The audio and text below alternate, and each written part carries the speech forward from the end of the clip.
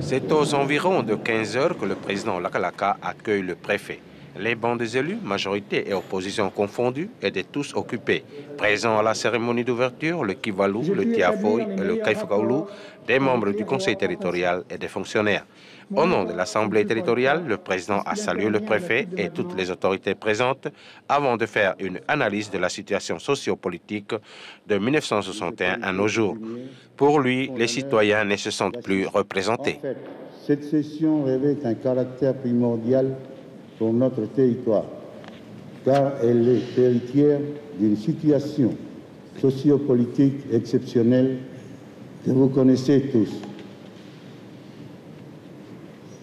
En 1961, la politique à Wallis et Futuna était simple. Une confiance sans faille à la mère patrie, à travers le statut de territoire d'outre-mer. C'était le temps du pouvoir sans partage, des ruptures avec des dogmes et des mythes des temps modernes.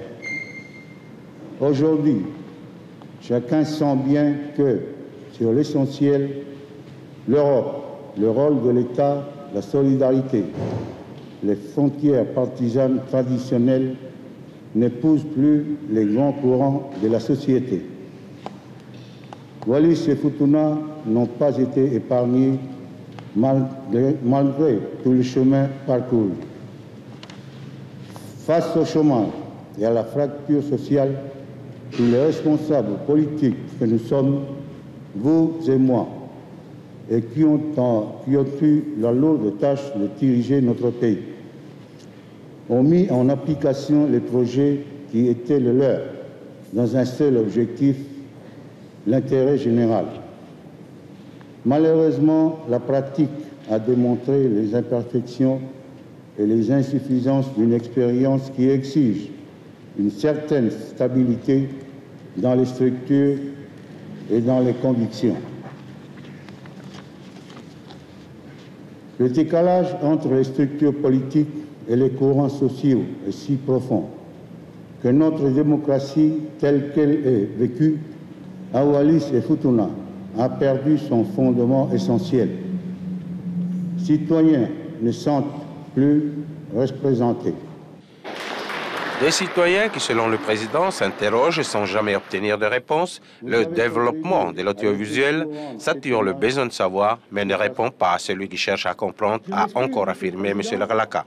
Cela est pour lui une perte de sens amplifiée par les attentes sociales et il appelle au sens des responsabilités des élus. Notre tâche ne doit pas devenir l'objectif idéal d'une élite apeurée qui se protège d'une société en mouvance. Au-delà des convictions personnelles et des intérêts que vous défendez, je vous demande sagesse et innovation dans vos débats. Le peuple nous observe et attend.